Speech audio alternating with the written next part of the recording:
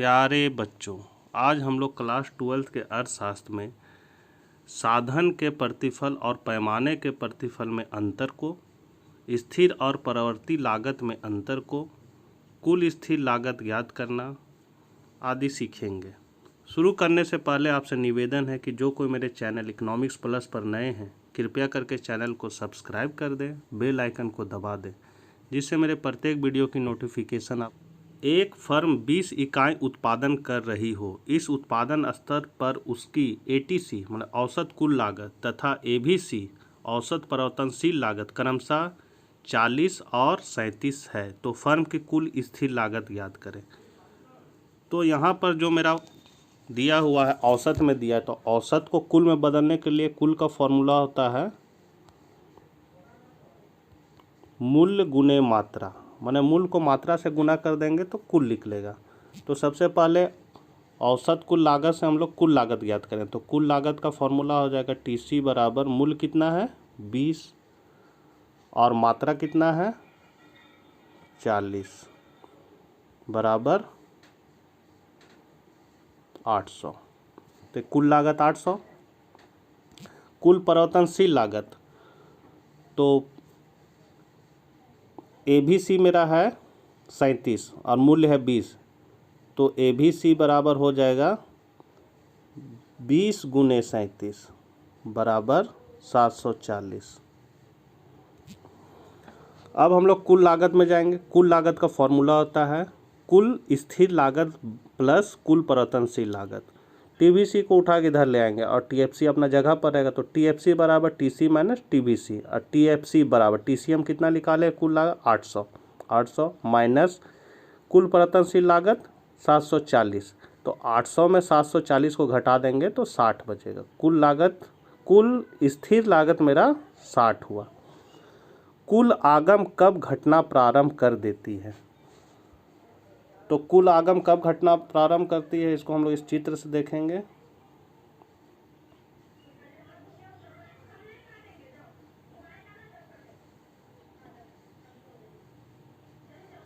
कुल आगम, औसत आगम, सीमांत आगम।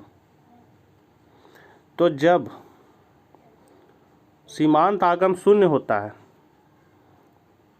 तो कुल आगम अधिकतम होता है, और जब सीमांत आगम ऋणात्मक होता है तो कुल आगम घटना शुरू कर देता है। जैसा कि यहाँ लिखा है, जब सीमांत आगम शून्य के बराबर होता है तब कुल आगम का बढ़ना बंद हो जाता है।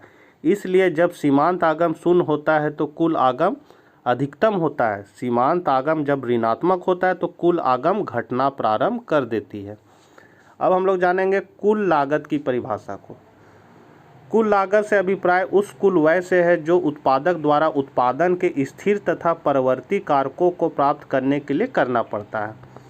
मतलब अगर हम एक चाय का दुकान खोलना चाहते हैं तो उसमें सस्पेन, गिलास, छन्नी, ये सब में जो मेरा पैसा लगेगा वो कुल स्थिर लागत कहलाएगा। अब दूध, चीनी, चायपत्ती, जैसा मेरा ग्राहक बढ़ रहा है उस हिसाब से दूध, चीनी, चायपत्ती की मात्राएं हमको बढ़ानी पड़ेगी, तो उसमें जो मेरा पैसा लग रहा है वो कुल परिवर्तनशील लागत कहलाएगा। तो कुल लागत होता है कुल स्थिर लागत और कुल परिवर्तनशील लागत का योग। स्थिर और परिवर्ती लागत में भेद करें, प्रत्येक के 2 उदाहरण दीजिए। तो स्थिर लागत, जो लागतें उत्पादन में परिवर्तन के कारण घटती बढ़ती नहीं है उन्हें स्थिर लागत कहते हैं, जैसे किराया, बीमे की किस्त। उदाहरण के लिए अगर हम एक चाय का दुकान में सस्पेन, गिलास, चूल्हा, ये सब में जो पैसा लगाए वो कुल स्थिर लागत मेरा कहलाया। अब ग्राहक ज़्यादा आए चाहे कम आए, इसमें जो मेरा पैसा लगा वो फिक्स हो गया, इसीलिए इसको हम लोग इसीलिए इसे हम स्थिर लागत कहते हैं। परिवर्ती लागत, तो जो लागतें उत्पादन में परिवर्तन के कारण घटती बढ़ती रहती है परिवर्ती लागत कहलाती, जैसे मजदूरी, कच्चे माल का मूल्य। चाय का दुकान में अगर ग्राहक की संख्या बढ़ रही है तो हमें दूध, चीनी, चायपत्ती की मात्रा बढ़ानी होगी, तो वो उसमें जो मेरा पैसा लग रहा है वो परिवर्ती लागत कहलाएगा। एक परिवर्तनशील साधन का प्रतिफल तथा पैमाने के प्रतिफल में अंतर स्पष्ट करें। परिवर्तनशील साधन का चित्र इस तरह होता है।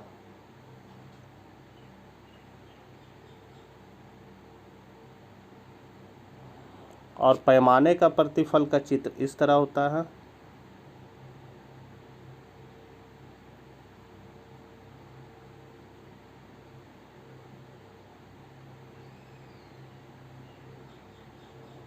IQ1, IQ2, IQ3।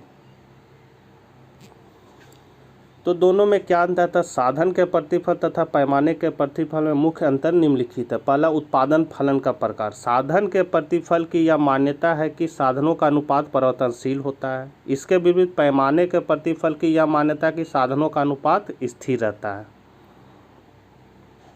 दूसरा, परिवर्तनशील साधनों की संख्या। साधन के प्रतिफल उस समय लागू होते हैं जब केवल एक साधन परिवर्तनशील होता है तथा बाकी साधन स्थिर रहते हैं। इसके विपरीत पैमाने का प्रतिफल उस समय लागू होता है जब उत्पादन के सभी साधन परिवर्तनशील होते हैं। उत्पादन का पैमाना। साधन के प्रतिफल इस मान्यता पर आधारित है कि उत्पादन के पैमाने में परिवर्तन नहीं होता है। इसके विपरीत पैमाने का प्रतिफल इस मान्यता पर आधारित है कि उत्पादन के पैमाने में परिवर्तन होता है। साधन अनुपात। पैमाने के प्रतिफल का अध्ययन इस मान्यता पर किया जाता है कि साधन अनुपात स्थिर रहता है। इसके विपरीत साधन प्रतिफल इस मान्यता पर आधारित है कि साधन अनुपात में परिवर्तन होता है। समय अवधि। पैमाने का प्रतिफल केवल दीर्घकालीन संभावना है, जबकि साधन के प्रतिफल का अध्ययन अल्पकाल के संदर्भ में किया जाता है। बच्चों, समझने में ज़रा से भी दिक्कत हो तो मुझे कमेंट बॉक्स में ज़रूर लिखें। धन्यवाद।